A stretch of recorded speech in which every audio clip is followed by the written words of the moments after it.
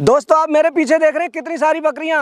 यहाँ पर ये फार्म है ग्वालियर में, टेकनपुर एक जगह पड़ती है। यहाँ पर मोहनचंद राजवार जी हैं जिन्होंने MBA की 1.5 लाख रुपए महीने की नौकरी छोड़कर ये फार्म शुरू किया है। उनको इतना अच्छा एक्सपीरियंस है कि उन्होंने बकरी पालन पर किताब भी लिखी हुई है। तो चलिए मिलवाते हैं आपको मोहनचंद राजवार जी से और जानते हैं यहाँ की ये कहानी क्या है। भाई साहब बहुत बहुत स्वागत है आपका हमारे चैनल पर। आज हम आपके फार्म पर आए हैं। सबसे पहले हमारे दर्शकों को अपना और अपने फार्म का एक छोटा सा परिचय दें। आपका बहुत बहुत धन्यवाद, आपके व्यूअर्स का भी बहुत बहुत धन्यवाद। मेरा नाम मोहनचंद राजवार है। मेरा जो गोट फार्म है वो टेकनपुर गोट फार्म के नाम से है और ये जो है आपका ग्वालियर झांसी रोड पे है। करीब ग्वालियर से ये 30 किलोमीटर पड़ता है, झांसी से ये 70 किलोमीटर पड़ता है। अच्छा, कितना समय हो गया आपको इस फार्म को स्टार्ट किए हुए? मेरे को करीब 3.5 साल करीब हो गया है। 3.5 साल। क्या करते थे इससे पहले? इससे पहले मैं जॉब करता था। अच्छा जी, मैंने MBA किया हुआ है, जी। डबल MBA है मेरा, मार्केटिंग और फाइनेंस दोनों से जी। और उसके बाद करीब 16 साल मैंने जॉब की है। जी। अच्छा, क्या हुआ ऐसा कि आपने अच्छी खासी जॉब छोड़ के बकरी पालन शुरू किया? जी, सेल्स की जॉब में क्या है, एज बहुत ज़्यादा मैटर करती है। जी। एक एज ज़्यादा नहीं होती है, 45 इयर्स तक का ही करियर वो रहता है। अच्छा। और उसके बाद करियर बहुत लिमिटेड हो जाता है। जी। ऐसा नहीं रहता है, लेकिन उसके मेरा सोचना ये था कि अब बहुत ज़्यादा सिटीज़ वगैरह ट्रैवल करते हैं, 5 साल इधर 6 साल उधर, इस टाइप से अलग अलग कंपनीज़ में रहते हुए काफ़ी टाइम हो गया था। जी। तो मुझे लगा कि घर के पास में ही एक बिज़नेस अपना खोल लेते हैं, कब तक हम एक एज के बाद में वैसे भी दौड़ना भागना कम हो जाता है। जी। तो 5 साल मैं अपने आप को दे देता हूँ, लास्ट के जो 5 साल हैं मैंने पहले ले लिए ताकि मैं अपने लिए कोई बिजनेस खड़ा कर लूँ। तो यही विचार था मेरा, तो इसलिए मैंने ये काम शुरू किया। बहुत सारे बिजनेस थे, जैसे आप मार्केटिंग में थे। हाँ, मार्केटिंग से रिलेटेड और भी काम कर सकते थे। जी जी। बकरी पालन ही क्यों चुना? जी, इंटरेस्ट था इसमें। अच्छा, इंटरेस्ट था। जी। इंटरेस्ट था जिसकी वजह से मैं जो है इस फील्ड में आया। जी। और 3.5 साल करीब मेरे को इसमें हो गए हैं। जी। पहले मैंने थोड़ा सा सोजत ब्रीड के ऊपर ज़्यादा काम किया था। जी।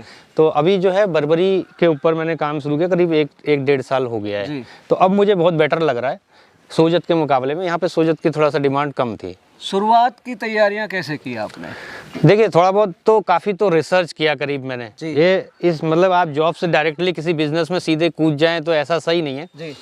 जॉब में रहते हुए 5 साल तक मैंने काफ़ी रिसर्च की इस फील्ड के ऊपर और काफ़ी बकरियों की बीमारियों के ऊपर, इससे रिलेटेड जो भी बुक्स अवेलेबल थी या जो भी केस स्टडीज़ अवेलेबल थी इंटरनेट पे, वो सारी स्टडी की। जी। और एक मैं इकट्ठा भी किया मैंने अपने पास में वो पूरा मटेरियल। ये फार्म जो आपका बनाया हुआ है, ये लैंड अपनी है? जी जी बिल्कुल। तो जो कितनी लैंड है यहाँ पर? ये करीब 3.5 बीघा है मेरा। 3.5 बीघा। हाँ, यहाँ पे बीघा थोड़ा मध्य प्रदेश में थोड़ा सा बड़ा होता है यूपी के मुकाबले में। जी।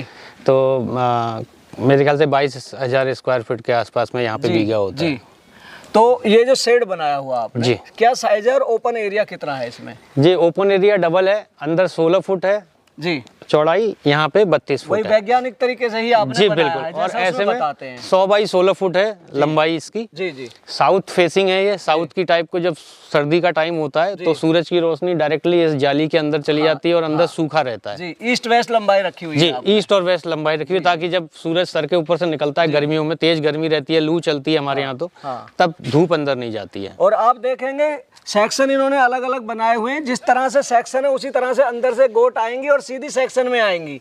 ये नहीं होगा कि आपस में झगड़ा हो। इन्होंने जिस सेक्शन में बकरी रखनी है अंदर उसी से जाएंगे और खुले में भी वहीं से आएंगी बकरी। जी बिल्कुल। और बाहर भी फीडर लगाए हुए हैं और फीडर इन्होंने प्लास्टिक के ड्रम को काट कर बनाए हुए हैं। दोनों तरफ से बकरियां खा रही हैं आराम से। आप दिखाइए भैया, ये सारी आराम से खा रही हैं। और देखो आपने मुर्गे भी रखे हुए हैं। सर, मुर्गे रखने की क्या वजह है? मुर्गे पीछे की साइड को रखे हुए हैं, लेकिन 3-4 मुर्गे हम लोग यहाँ पे रखते हैं ताकि जू चीचड़ इनके जो हों वो खा ले। जी। जिससे इनके कीड़े मकोड़े कोई इनके आसपास भी ना आ सके। ड्रम के नीचे बच्चे भी आराम कर रहे हैं बैठे हुए। जी जी, वो थोड़ा छाया की वजह से। अभी भी सर्दी तो है चालू हो गई है, लेकिन अभी भी दिन में थोड़ा सा धूप बच्चों को थोड़ा सा ज्यादा लगती है। सर, आपने सोजत भी रखी हुई है, बर्बरी भी रखी हुई है। जी जी। कैसी ब्रीड है ये? ब्रीड दोनों बढ़िया हैं जी, ठीक है, लेकिन जो बर्बरी में मजा है ना वो सोजत में नहीं है। क्या वजह? पालने आसानी से पलने वाली जो ब्रीड होती है उसे बर्बरी कहते हैं। जी। ठीक है, इसमें थोड़ा मेहनत लगती है, सोजत में थोड़ा टाइम लेती है। एक बार बच्चा देने के बाद में कम से कम 4 महीने 5 महीने ले लेती है दूसरे गाभन होने के लिए। जी।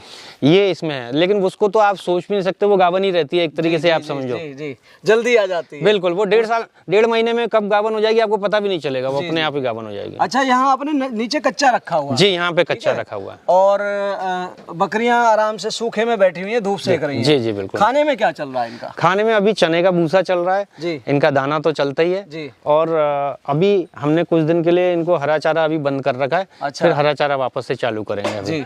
अच्छा, ऊपर आपने इसमें जो आपने सेक्शन बनाए हुए हैं, जी जी, जो आपने कवर्ड वाला बनाया हुआ, आपने सीमेंट की चादरें डाली हुई है। जी जी, और पर्दे लगाए हुए हैं। जी। 3 तरफ से कवर हुआ, फ्रंट से खुला हुआ है। जी जी, सूरज की धूप आएगी तो सीधी उसमें जाएगी। जी जी। सर्दियों में पर्दे उठा देते होंगे आप इसके? जी हाँ, दिन के टाइम पर्दे उठा देते हैं। जी। और गर्मियों के टाइम पे हमने जो पीछे की दीवार है उसमें 4 इंची की जो है ईंट की चिनाई है, तो छेद वगैरह हम खोल देते हैं तो वेंटिलेशन वगैरह प्रॉपरली हो जाता है। पानी ग्राउंड वाटर दे रहे हैं आप? हाँ जी, वो पानी की टंकी अगर आप देखेंगे तो वो भी 3 जगह से जो है कवर्ड है। हाँ। ऊपर जो पानी की टंकी है वो साउथ डायरेक्शन में ही खुली हुई है ताकि सर्दियों में धूप टंकी को लगे और बाकी गर्मियों के टाइम पे ना लगे। जी जी।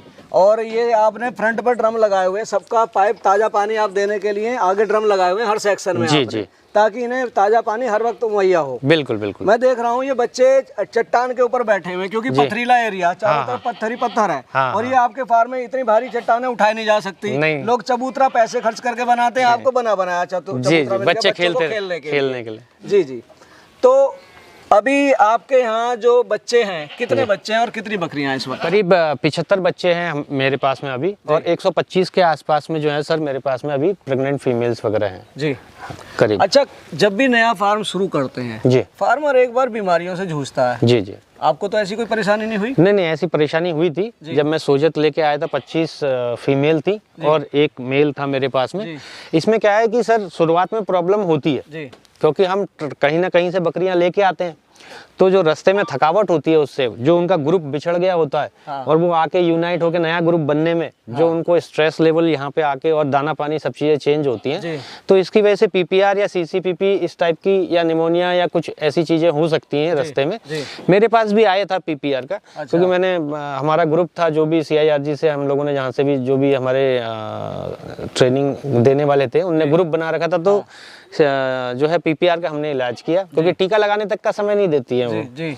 तो उसमें करीब 5 बकरियां हमारी मरी थी जी। और बाकियों को हमने संभाल लिया था समय रहते। मतलब आप इतने समझदार थे, उसके बाद भी के बारे में बिल्कुल इतना अच्छी जानकारी यहाँ तक कि मैं बताऊं सर कि जब हम ट्रैवल करके लाते हैं तो उनको कोई इन्फेक्शन ना हो उसके लिए भी हम दवाई देते हैं। हम बी कॉम्प्लेक्स देते हैं, गुड़ का पानी देते हैं ताकि वो, और उनको जो स्ट्रेस फ्री करने वाली जो सिरप्स रहती हैं वो भी दिया है हमने।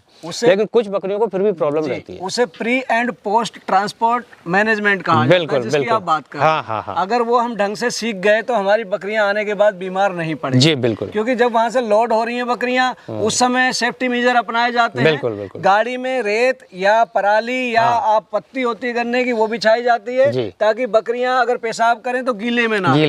और साइडों में भी इंसुलेशन लगाया जाता है ताकि गाड़ी वाला अगर ब्रेक मारे तो उनको हिट ना हो, बकरियां टकराए नहीं। हाँ, और स्ट्रेस या थकान से बचने के लिए कुछ दवाइयाँ और इंजेक्शन दिए जाते हैं जो फार्म पर जाने के बाद में बकरियां थके ना और जल्दी से उनका स्ट्रेस से वो बाहर आ जाए। क्योंकि बकरी बंद हो जाता है खुले से, एकदम से आप उसका एनवायरनमेंट चेंज करोगे तो उसमें परेशानी आती है। सर हम ही को अगर हम जब कॉलेज या स्कूल में थे, हमें किसी और शहर में भेज दो आप माँ बाप से दूर और बोलो तुम्हें यहाँ रहना है, आप सोने की थाली में सोने की चम्मच से खाना खिला दो, लेकिन बताओ हमें तो घर की याद आएगी। तो सेम बकरियां वैसी होती हैं सर, इनको उसी हिसाब से रखना पड़ता है। सर जब 2019 में मेरा विचार बना बकरी पालन करने का, तो सबसे पहले मैंने गूगल पे बुक सर्च की जी और उसमें आपकी बुक आई जी, और मैंने अप्रोच किया ईमेल के थ्रू, क्योंकि मार्केट में वो अमेजन और उस पे आपने था कि मिलेगी, उसमें दिखा रखा था लेकिन मिली नहीं। फिर हमने अप्रोच किया, आपने कहा था भाई अभी सेल हो गई हैं और आने वाले समय में मिलेंगी। जी। तो आप MBA, ठीक है, बुक लिखने की कैसे सूझी? सर बुक लिखने की ऐसे सूझी कि क्योंकि मैं रिसर्च कर रहा था काफ़ी 5 साल से जी। तो मैंने देखा कि यहाँ पे अवेलेबल बुक्स वगैरह कोई, मैंने ट्रेनिंग भी ले ली, जबकि मैं बकरी फार्म उस समय पे मैंने खोला नहीं था, मैंने जाके ट्रेनिंग भी ले ली, सब चीज़ ले ली कि मेरी जो रिसर्च चल रही है वो क्या वो सही डायरेक्शन में चल रही है। हाँ। तो मैंने बुक्स वगैरह भी मंगाई। हाँ। तो जो बुक्स अवेलेबल मुझे इंडिया में मिली ना सर, मुझे उसे देख के बहुत ही वैसा लगा कि 2080 70 की बुक है जो किसी पुराने राइटर ने तब लिखी थी और नई कोई बुक अवेलेबल नहीं थी। और मेरे पास में मटेरियल इतना इकट्ठा हो गया था कि मैंने बोला मैं इसको एक फ्रेश तरीके से, क्योंकि आज नौजवान लोग जो हैं बकरी पालन में आ रहे हैं बहुत सारे, उनको एक मोटिवेशनल और एक इंफॉर्मेटिव बुक चाहिए ताकि वो बकरी पालन स्टार्ट करने से पहले उनको पता चल सके कि भाई उसमें होता क्या क्या है और साइंटिफिकली उसको सही तरीके से करने का क्या तरीका है। इसलिए ये बुक मैंने जो है आधुनिक बकरी पालन, ये आप राइटर आगे मोहनचंद राजभर, इसमें आपका ब्रीड से लेके कैसे पालना, किस तरह से आवास बनाना है और किस तरह से क्या क्या खाना देना, क्या क्या बीमारियां आती हैं, क्या क्या वैक्सीनेशन होता है, कौन कौन सी ब्रीड है, भारत के किस क्षेत्र में कौन सी ब्रीड पाई जाती है, इस बारे में आपने सारी जानकारी दी है। कौन से चारे लगाने चाहिए, हाँ जी, ये चारा कौन कौन सा खिलाया जाता है। बिल्कुल बिल्कुल जी। इसका इंग्लिश वर्जन आपको किंडल में मिल जाएगा, जो भी हमारे इंग्लिश वाले नॉन हिंदी बैकग्राउंड के हैं, इंग्लिश वर्जन इसका किंडल में अवेलेबल है। हिंदी वर्जन अभी इसका अमेजोन फ्लिपकार्ट पे अवेलेबल नहीं मिल पाएगा, मतलब अनअवेलेबल दिखाई देगा, बिक गई है। एक्चुअल में पब्लिशर भी बंद हो गया है वो किसी वजह से। तो नई बुक कब मिलेगी? नई बुक अभी मैं क्या है PDF मैं प्रोवाइड करवा रहा हूँ, पांडुलिपि आप इसकी दे देंगे? जी जी, जब तक भाषा में तो यही कहा जाएगा। हाँ, कोई नया पब्लिशर मैं ढूंढ लेता हूँ तो दोबारा से इसको पब्लिश होना चालू हो जाएगा। अच्छा सर, आपको एक अच्छा खासा अरसा हो गया पालते हुए, ठीक है, और इतनी अच्छी जानकारी आपको है, क्योंकि जिसको जानकारी है वही किताब लिख सकता है और कामयाबी के साथ लिखी है आपने, तभी लोगों ने इतनी पसंद की आपकी किताब। तो ये बताइए अब भविष्य की क्या प्लानिंग है? अभी तो आपके पास इतना बड़ा फार्म है, जी जी, आगे क्या करने का विचार है? सर देखिए, मैंने MBA करने के बाद में जो पढ़ लिख के बंदा करता है ना वो मैं कर चुका। 16 साल मैंने जॉब की, रीजनल मैनेजर की पोस्ट से करीब 1.5 लाख का पैकेज मेरा था।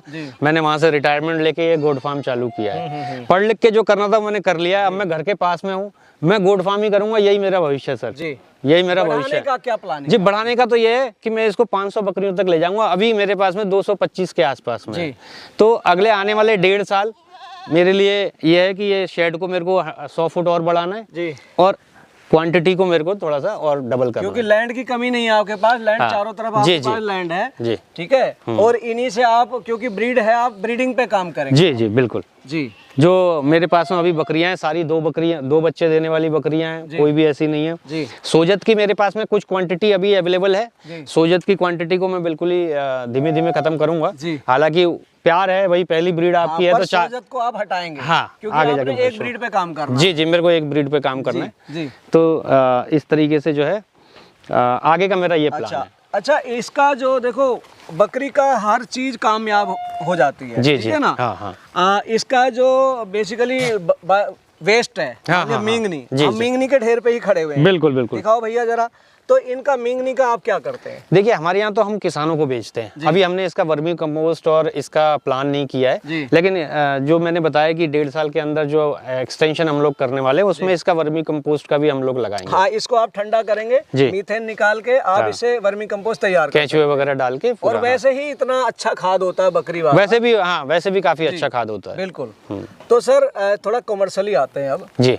तो इसमें प्रॉफिट कैसा है बकरी पालन में? प्रॉफिट है सर, इसमें बहुत अच्छा प्रॉफिट है। अगर आपको सारी नॉलेज है, इसकी बीमारियों को दूर कर पा रहे हैं, मोर्टेलिटी आप डाउन कर पा रहे हैं, बच्चों की मोर्टेलिटी संभाल पा रहे हैं, तो इसमें बहुत अच्छा प्रॉफिट है। हाँ, जितना मतलब किसी और चीज में इतना प्रॉफिट नहीं है जितना कि बकरी पालन में है। आपने एनिमल सेल किए हैं? जी, मैंने एनिमल सेल किए हैं। सोजत नस्ल वाले? सोजत नस्ल के भी किए हैं, इसमें बर्बरी के भी किए हैं मैंने काफी। कौन लोग होते हैं बायर आप? जो आसपास के किसान हैं सर, वो आते हैं, जो नया फार्म खोलना चाहते हैं वो आके मेरे से ले जाते हैं जी। तो अभी तक आपने कितने का एनिमल सेल किए हैं? मैंने करीब अभी तक किए हैं 12 लाख के आसपास। 12 लाख जी। और शुरुआत आपने बर्बरी कितनी लाए थे आप? बर्बरी में लाया था 55 के आसपास। 55 जी। और अभी बर्बरी कितनी है सर? बर्बरी अभी तो सर 163 है। मतलब आप देखो 55 से आपकी 3 गुना बर्बरी हो। क्या है सर, मैं पहले सोजत पाल चुका था ना, तो जब मैं बकरी 55 लेके आया ना, वो सारी प्रेग्नेंट थी। अच्छा। सबने 2-2 बच्चे दिए, और वो मेरे को ये भी नहीं पता था, मैं बहुत टेंशन में था, मतलब कि क्योंकि इनको 5 महीने लगते थे सर दोबारा से हीट में आने में सोजत को। ये 1.5 महीने में सीधे ही तुरंत ही दोबारा से हो गई। दूसरा बच्चा तो यूँ दिख रहा है मेरे को, दोबारा से 2-2 बच्चे आ रहे हैं, कईयों के 3 भी आए, तो मतलब इनका प्रोडक्शन रेट बहुत अच्छा है। फार्मर को पालने के लिए किस उम्र की बकरी पाले ताकि उसे जल्दी प्रॉफिट शुरू हो जाए? जल्दी प्रॉफिट के लिए सर सेकंड ब्यात से चालू करनी चाहिए उसको। अच्छा, हाँ, सेकंड ब्यात की गाभिन बकरी ले, बिल्कुल, ताकि बच्चे आएंगे जल्दी से। जल्दी से 2-2 बच्चे आएंगे ना सर। फर्स्ट थोड़ी सी महंगी जरूर मिलेगी, मिलेगी सर, हाँ, पर उसको ग्रोथ जल्दी सर उस होगी। मान लीजिए मेरे से कोई लेता है सेकंड ब्यात की बकरी, तो मैंने मेरे यहाँ वो पट आई होगी, पैदा हुई है वो बच्चा यहाँ पे, मैंने उसे पाला है और उसको पहली बार गाभन कराया 10 महीने से 12 महीने के बीच में, अगर बर्बरी की वो है तो। अब वो पहली बार में एक बच्चा देगी, एक बच्चा देगी। 1.5 साल हो गए मेरे, 1.5 साल से ऊपर हो गए, मैंने उसे 1.5 से 2 साल पाला है और उसके बाद मैं उसको भविष्य में 10 साल के लिए किसी को दे रहा हूँ, भैया तुम इसका आराम से यूटिलाइज करो, तो महंगी तो मिलेगी सर, मैं 2 साल पाला है ना सर उसको। बिल्कुल सही बात है। तो लोग इसको समझना चाहिए कि अब मंडी से लेना और फार्म वाले से लेना, उसमें यही फर्क रहता है कि वो बकरी आएगी और रफ्तार की तरह दौड़ेगी आपके फार्म पे। एक वो स्टॉल फीडिंग पे अभ्यास हो जाएगा उस बकरी को, दूसरे वो वैक्सीनेटेड बकरी होगी, किसान को जाकर नुकसान नहीं होगा। जी सर, आप अच्छे पढ़े लिखे हैं और आपने ट्रेनिंग लेने के बाद ये काम शुरू किया। जी बिल्कुल। कई बार जो लोग शुरू करते हैं, किसान भाई हैं या कोई युवा है, अक्सर एक गलती करते हैं कि वो बहुत जल्दी होती है उन्हें कि यार मैं जल्दी से शुरू करूं, ना वो पूरा प्रशिक्षण लेते हैं, ना वो प्लानिंग देखते हैं कि किस तरह से प्लानिंग करनी चाहिए। उनको थोड़ा सा समझाइए किस तरह से शुरू करें। देखिए, मेरा तो आपके व्यूअर्स में जो भी बंदे गोट फार्मिंग करना चाहते हैं ना, मेरा उनको कहना है कि जैसे किसी कंपटीशन की हम तैयारी करते हैं ना, जैसे मेरी किताब भी है, मैं बोलता हूँ इस किताब को पढ़ो और गोट फार्म में सक्सेस हो जाओगे, तो ऐसा नहीं है। एक किताब पढ़ने से किसी एग्जाम में भी पास नहीं होता आदमी, है ना। बहुत टॉपिक में डिटेल में जाना पड़ता है। ये आपको बताएगी शुरुआत में कि भाई आप गोट फार्मिंग में होता क्या क्या है, ठीक है। उसके बाद उसके एक एक पहलू पे आपको जाना है, एक एक पहलू पे उसको रिसर्च करना है, पता करना है, आपको पूरा ज्ञान लेना है, ट्रेनिंग लेनी है, अनुभव अगर किसी के पास है तो वो साझा करो, उसके बाद आप स्टार्ट करो। अगर आप इस तरीके से करोगे कि भाई ट्रेनिंग आपने नहीं की है और आप सोचो कि मैं जल्दी से बहुत सारी बकरियां ला के चालू कर लूँ, तो मैं बता दूं कि एक आदमी जिसने ट्रेनिंग नहीं ले रखी है वो 25 बकरियां नहीं संभाल सकता सर। वो 25 बकरियां नहीं संभाल सकता। अगले 6 महीने में उसके लिए वो 25 बकरियां भी बहुत बड़ा सरदर्द हो जाएगी और कम से कम 200 बकरियों से ही इनकम आना शुरू होती है इसमें। इस फील्ड में कम से कम 100 बकरियां हो, आपकी इनकम चालू हो जाएगी। मतलब एक तो वो सब्र रखे कम से कम 2 से 3 साल का सब्र होना चाहिए। बिल्कुल। और ब्रीड वो चुने। मान लिया हम यहाँ दिल्ली में बैठे हैं या मध्य प्रदेश में और ब्रीड हमने ब्लैक बंगाल पाल ली, तो वो सर्वाइव नहीं करेगी, क्योंकि वो ब्रीड बिहार, उड़ीसा, बंगाल और आसाम में सर्वाइव करती है। मैं तो ये बोलता हूँ सर कि अगर आपको ब्रीड सिलेक्शन के ऊपर आप जाएंगे, मैंने बुक में भी लिखा हुआ है, आप अपनी लोकल मंडी को जाके विजिट करो। भाई आप किसी दूर की मंडी को नहीं करो, आपकी लोकल मंडी को विजिट करो। ईद के टाइम पे जाके करो कि कौन से बकरे बिक रहे हैं यहाँ पे, कौन सी नस्ल के बिक रहे हैं, अगर वो देसी बिक रहे हैं या तो किस साइज के बिक रहे हैं। उस साइज की बकरी नस्ल वाली पालनी है, नस्ल वाली पाल लो, उस हिसाब से आप चलो जो आपके लोकल में बिके।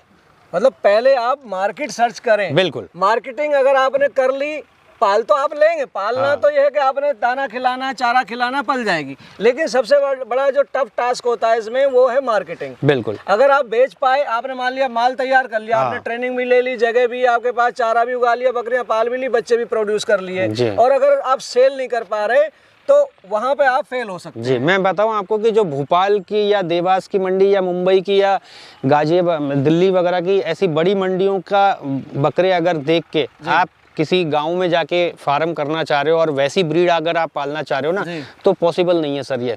अगर आप करोगे, आपके पास खरीदार नहीं रहेगा कोई भी, उतने महंगे बकरे कोई नहीं खरीदता है। अगर आप भोपाल में हैं, देवास में हैं या ऐसे ही बड़ी, मतलब मेरा कहने का मतलब ये है कि आप किसी भी स्टेट के बड़े शहरों के पास में हैं तो आप बड़ी ब्रीड पाल सकते हो, आप महंगी ब्रीड पाल सकते हो, आपको कस्टमर मिलेगा, ठीक है, आप बड़ी ब्रीड में जा सकते हो। लेकिन आप किसी गाँव में हो तो सबसे अच्छा तरीका मैंने जो बताया कि आप लोकल मंडी में जाके विजिट कर लो। ईद के टाइम पे हर बार, हर 15 दिन की या एक हफ्ते की तो लगती है, हर शहर में लगती है। वहाँ जाके देखो कौन से बकरे बिक रहे हैं, वो पालना है आपको बस। जैसे बीटल की बकरी है, अगर आप बिहार, बंगाल में चाहें तो वहाँ नहीं चलेगी, नहीं चलेगी सर। बीटल पंजाब में चलेगी, यूपी में चलेगी, हरियाणा में चलेगी। हाँ, मैंने देखा है कि सिरोही के लिए भी मैंने एमपी में भी देखा हुआ है, काफी लोग पालते हैं, बोलते हैं सिरोही बकरी या बीटल बकरी या तोतापुरी या इस टाइप से बोलते हैं। लेकिन हमारा जो एमपी और यूपी का जो एक्चुअल में है ना, वो बर्बरी के लिए बना हुआ है मार्केट पूरा, क्योंकि बर्बरी की ही ब्रीड है। हाँ, आपकी डिमांड इसकी। हाँ, मुरादाबाद तक इसका रीजन पड़ता है। ये तो खैर है ही है, यूपी इटावा तो है ही है। मैं बोल रहा हूँ मेरे एमपी में भी कस्टमर जो है ना इसी टाइप के हैं। अगर आप बड़े शहर के पास में नहीं जी। है तो आप बर्बरी के कस्टमर हैं तो आप बर्बरी पालो और खुश रहो। जी ठीक है, क्योंकि ये बकरी ऐसी है कि ये आज मेरे पास में जितनी है स्टॉल फीड में, अगर ये स्टॉल फीड में नहीं भी है तो ये आराम से रह लेती है स्टॉल फीड में। और आप जाके जैसे सो जाते मेरे पास में, वो स्टॉल फीड में रहने में मेरे को बहुत दिक्कत हुई। सिरोही ले आओ, आप बीटल ले आओ या कोई और भी ब्रीड आप ले आओ, तो वो उसको पालने में स्टॉल फीड में बहुत प्रॉब्लम करती है वो।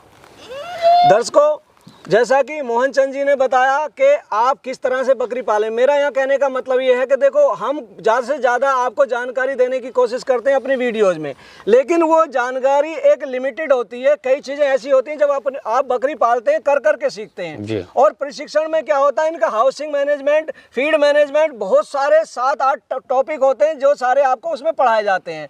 तो आप वो करें, उसके बाद में आप एक छोटे लेवल से शुरू करें। पहले आपने यहाँ की मार्केट सर्च करें कि आपके यहाँ बकरी चलती कौन सी है, बिकती कौन सी है। जो आपके क्षेत्र में बकरी बिकेगी वही आपको मुनाफा देके जाएगी। तो ये थे हमारे साथ में मोहन चंद राजवार जी, जिन्होंने आपको अपने बकरी पालन के बारे में इतनी अच्छी जानकारी दी।